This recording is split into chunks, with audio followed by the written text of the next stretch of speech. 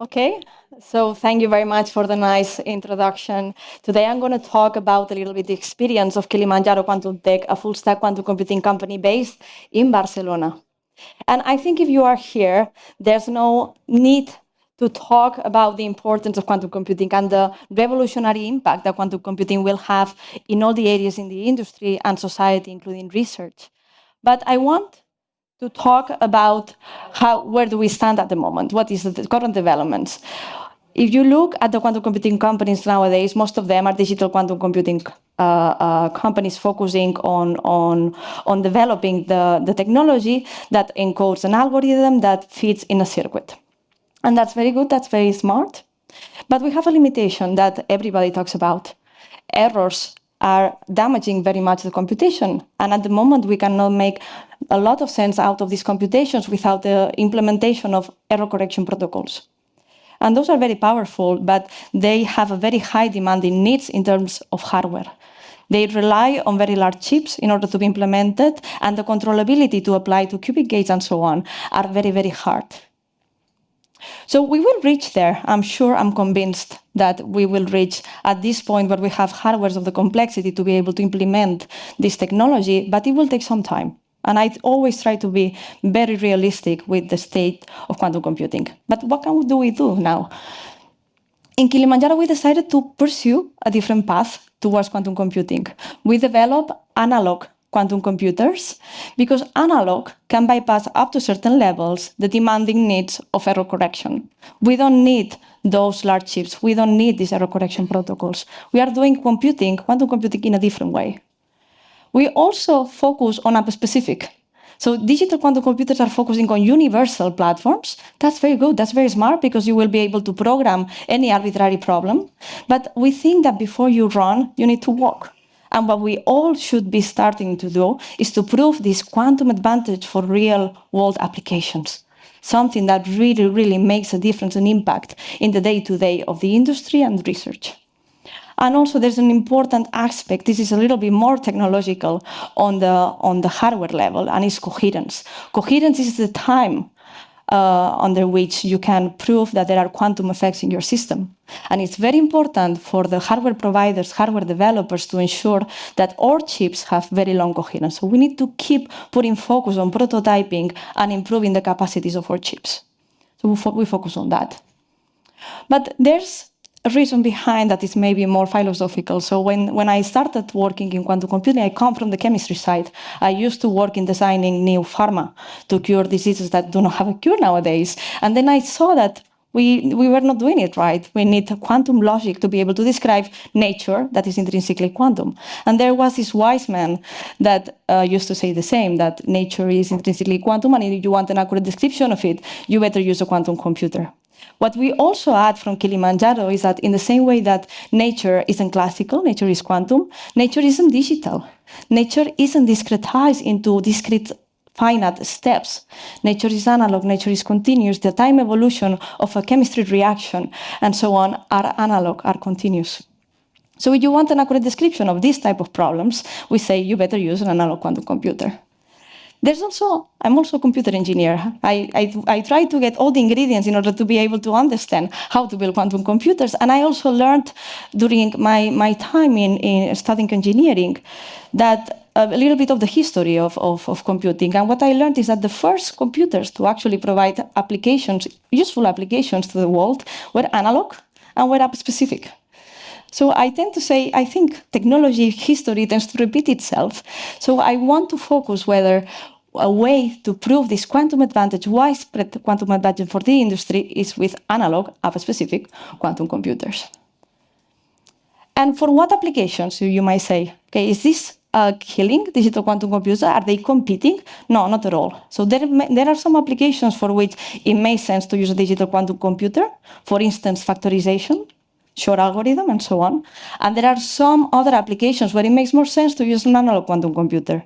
Simulation of problems that are intrinsically quantum and analog, and you can map its description straight to the description of the analog chip, or also problems that do have a very nice, smart embedding into this type of processors. So I like to be very realistic with where we are at the moment with quantum computing. One of the values, core values of Qilamanjaro, of the company, is scientific rigorosity and anti-hype. And I think it's very important that we are all responsible to defend these values all together as part of the community. Quantum computing will come. Quantum computing will change the world, but it'll go step by step, and we still need to develop a lot of this technology.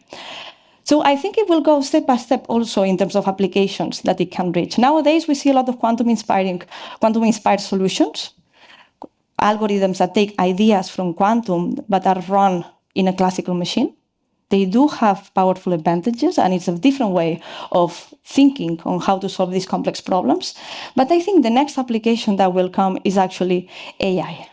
AI and the processing of quantum information per se. Because we are seeing now the revolutionary impact that AI is having. We are seeing that it's all over the place. We are seeing the resources and increasing resources that it needs to be able to train these models, this data processing. And we need to start thinking in a more sustainable way of doing computation. And actually, quantum computing offers this platform to reinvent AI. So we cannot apply the same models, we cannot apply generative AI, we cannot apply the same ideas that we are running into a classical computer. We need to think completely outside the box. And this is what we are doing in Qilamanjaro. So we are developing new models that are completely different from the way we process data in order to see if with a quantum computer, with an analog quantum computer, we can find advantage for AI, a more sustainable way of doing computation. And what we are encountering is that the answer is yes. We might not find ways of doing it faster. We might not find ways to do it more precise, but we do find ways that potentially can compress the resources that you need in order to do so. These are based on quantum reservoirs and quantum extreme learning machines. But what do we do in Qilamanjaro? So what do we develop? This is our ideas, these are our values, this is our vision. But we develop full stack quantum computers that go all the way from the access layer, the algorithm layer, the programming framework, the language that you use to program the quantum computer, the operative system, because you need to reinvent them, all the way down to the design and the fabrication of the hardware. And the hardware that we develop is superconducting-based chips, focusing on fluxoniums, which is a type of qubit for superconducting systems, and focusing very much on enlarging the coherence time of these chips. Because as mentioned, coherence for us is critical in order to have a platform that can provide advantage. We integrate everything together, and we have a fully functional quantum computer, but we do not believe that our solution is going to be the winner one. We think that the future of computing will be hybrid. Actually, we are starting to see how the future of computing is hybrid. Analog quantum computers, analog QPUs, will work along digital QPUs, and at the same time, they will accelerate the CPUs and GPUs. And we will see these data centers and HPC centers with all these machines focusing on different tasks and working in coordination among them. So that's why we think it's very important at the moment to start having this experimental phase, this democratization phase of bringing these systems to data centers, HPCs, and providing access to it. So for us in Qilamanjaro, it's very important to admit that quantum computing now is at a democratization phase. It's at a moment where, in my opinion, it doesn't make more sense that it's confined into labs, universities, or startups full of physicists. It makes sense to open it to the end users. Because yes, we need to do it. We need the end users to help us develop hand by hand technology. We need them to understand what are the use cases, what is the product market fit, and make sure that we direct the development of the solution towards their own needs. We need their brains, we need their ideas, we need to provide access to this technology to the engineers, programmers, chemists, mathematicians, everybody, so we can all think together how we can bring it forward and bring it faster to reality. So that's why we have two ways of commercializing our quantum technology. One is by deploying the quantum computers directly into HPC centers or research centers or governments. One key example is this. This is the Barcelona Supercomputing Center. We deployed 2 quantum computers. Those are the ones that you see here. And you can tell we're in Barcelona by the colors of a football team, actually. The client asked for that. It was not our idea. And now we are deploying another one. These two ones are digital quantum computers. We are going to deploy an analog quantum computer, and everything is integrated with Mare Nostrum 5. Mare Nostrum 5, for the ones that don't know the HPC community, is the 8th most powerful computer in the world. So this is a key example on how to integrate the technology. And now this technology is providing access to the entire national network of supercomputing users precisely to do what I mentioned before, to make sure that together we learn, we discover how to make those systems practical for the day-to-day of the different industries and research labs. And there's another way of democratizing this. The Barcelona Supercomputing Center, this HPC center, is providing access to the researchers and different companies that do have an agreement with them, but it's not open to everybody. So what we decided was to do it ourselves, to create our own quantum data center in Barcelona to provide this possibility to access the different machines that we are developing. And of course, we are upgrading them constantly. So it's not a machine that is going to be the definite one. We have a research line that we keep developing the different versions of our chips, as well as our software, and we can then integrate it into the systems that we provide access to and work along the users to understand how to use them. Because that's another key aspect of the democratization of the technology if we want everybody to use it. Quantum is hard. Quantum is hard to understand, and to be able to program quantum computers takes some time, some learning to do. So what we are doing in order to make sure that in the future this will be a widespread technology, completely and truly democratized to everybody, is to ensure that we walk them towards understanding how to do it. So we try to bridge the gap between the industry and how we are programming nowadays our problems or complex problems with quantum computing by walking them through this migration between classical and quantum algorithms. We do have these exploratory services. These exploratory services, what do is to try to make sure that the companies that are interested in quantum understand the reality of quantum, again, with one of the core values that we have, without hype, with the reality.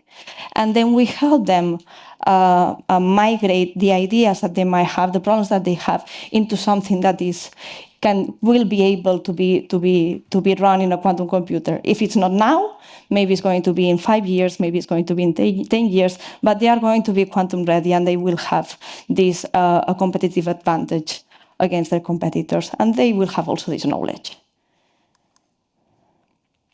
And what are the type of applications that we work on? So they are very diverse, and you have seen it around this event and other quantum events, optimization, of course, in logistics, retail, aeronautics, cybersecurity, telecoms, health, energy. There's a lot of research applications.